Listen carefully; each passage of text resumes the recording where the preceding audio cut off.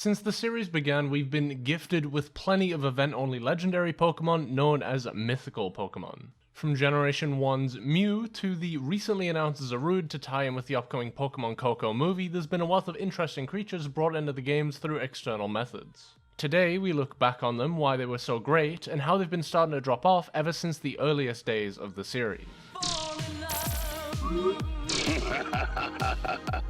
To get this out of the way, I think pretty much all the mythical Pokemon are well designed, yes, even this donut, and there's not one that I actively dislike. The aforementioned Mew is probably the best example of one that we've gotten to this day.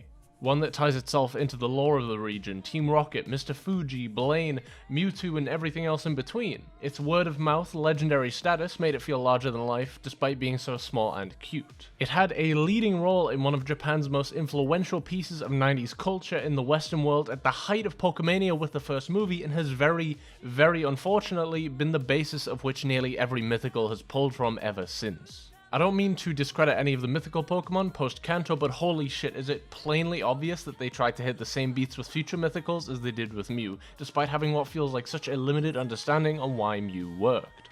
For a while, this was okay. Celebi had its place in the Ilex Forest and a movie to tie in with its release. Hoenn's themes of space travel and meteorology were a perfect fit for Deoxys and Jirachi, who also got movies to tie in with their release. Sinnoh also did a good job with tying in Manaphy, Darkrai, Shaman, and Arceus and their 4 movies, despite 2 of those only really having a place in the region's mythos.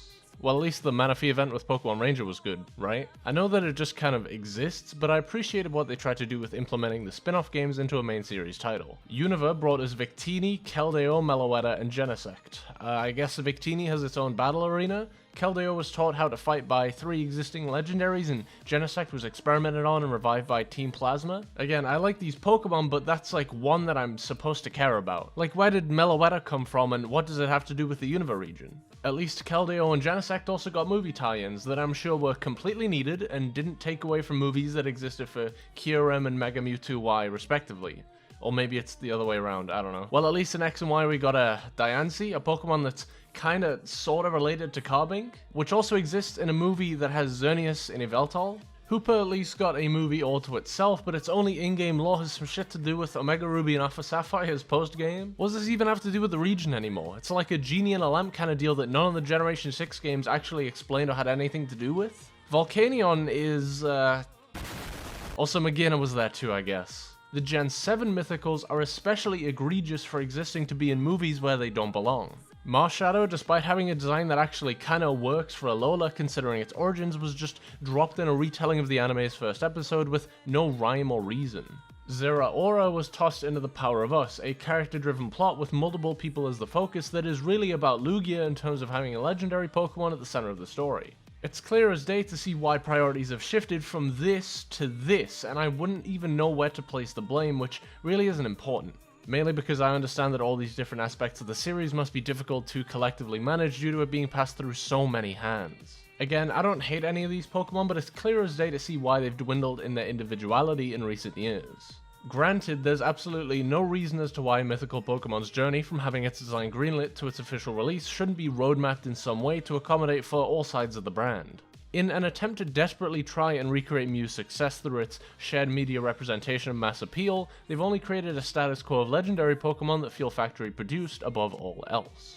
The games suffer because they exist solely as a visual and a ball of stats that don't have the effort put into creating interesting gameplay scenarios. The movies suffer because practically every one of them absolutely has to revolve around a legendary Pokemon that in many cases are dropped in movies that they don't need to be in or aren't about entirely. Fantastic designs were wasted on half-baked movies that people simply don't care about nearly as much as they used to, particularly in the West. I think Mew's unique circumstances at the height of 90s Pokemania can only be described as lightning in a bottle, one that could be hard to recreate on what feels like a yearly basis.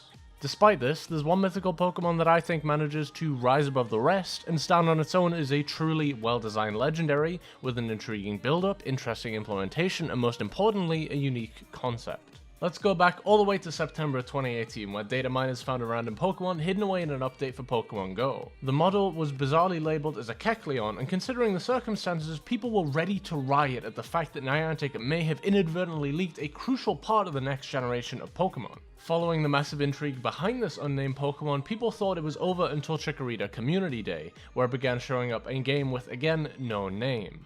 Speculation was wild until it was finally revealed to be Meltan, with its evolution being teased, built up, and revealed within the following weeks. The discussion following the intrigue only increased when Meltan was officially implemented into Pokemon Go. It took 400 candies to evolve, most of which would be obtained by connecting the recently released Let's Go games to Pokemon Go and opening a mystery box, which would then continuously spawn Meltan for 30 minutes. At the time of this video's upload, evolving it through candies in Pokemon Go is the only legitimate way to get a Melmetal, making it a truly unique circumstance even in the realm of mythical Pokemon. Meltan and its evolution continued to be on everyone's minds when it appeared in the anime, as Ash added it to his team towards the end of the Alola League. As a character, he grew alongside it, as we as a community grew to appreciate it, and even if you're not really a fan of Meltan's design, I think it's undeniable that having it take up a spot on Ash's first ever league-winning team was far better than shoving it into a movie where it just doesn't belong. As with Mew, I think Meltan and Melmetal are one-of-a-kind examples that I don't think should be recreated. If we had every mythical for the next 20 years released in a similar manner, it wouldn't feel special anymore, just like how the last 2 decades of mythicals haven't felt special because they've been tied to a movie like Mew was in the very beginning. What I'm suggesting is that going forward, the series should create interesting scenarios where these mythicals do end up feeling shrouded in mystery, but in a variety of ways. I think a lot of people get lost in finding ways on how to fix this issue by feeling as if implementing the Pokemon in-game immediately resolves the larger problem. Like, you know, going to New Moon Island for Darkrai, Flower Paradise for Shaman, and those Emerald events that nobody really cared about. I used to think this way too, and then I realized that ultimately it doesn't solve any problem and only adds meaningless steps to an otherwise simple process. I agree that contextually it makes more sense than the Pokemon Center guy giving you this all-powerful legendary creature, but from a gameplay perspective they play out the exact same.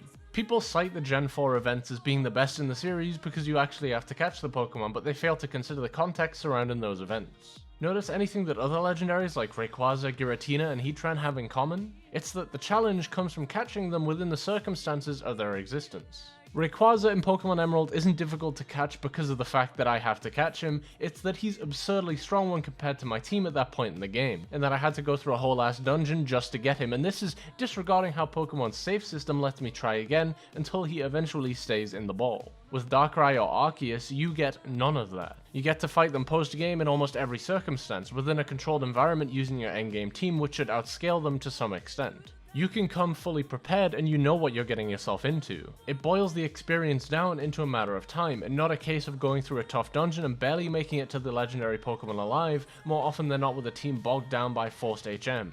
That's the kind of stuff that makes these interesting legendaries, so I think creating a battle arena and slapping a Pokemon in there just does a disservice to them and ultimately feels like wasted effort. If Game Freak took the time to build dungeons and scenarios around these mythicals, then I think we'd be in for a real treat. So in short, how do I suggest we fix mythical Pokemon? Well, Mew had that perfect combo of everything appealing, and it's just tiring that we're trying to replicate that with absolutely none of the context surrounding why it was an appealing Pokemon in the first place. It's not the late 90s anymore, and we can't keep reusing the same movie tie-in idea that got extremely old extremely fast. That being said, Meltan and Melmetal were fantastic steps in the right direction. They were amazingly unique and were implemented almost flawlessly, but I could do without repeating its gimmick for the last 2 decades like we had with the last truly great mythical before it. And secondly, adding new in-game catching events doesn't exactly fix the repetitive nature of mythical Pokemon feeling like they're factory produced, and add steps without really adding gameplay. Instead of asking for more shit like New Moon Island or a proper release of the Azure Flute, we should strive for better. Give us unique scenarios with some real meat to them, and give us some world building and dungeons to conquer in order to make catching the mythical feel truly worth it instead of just an obligation. What I'm saying is, give us more Meltans, but not more Meltans, more silhouetted Pokemon that are like Meltan but aren't Meltan. Also, no more of whatever this was, please. Thanks.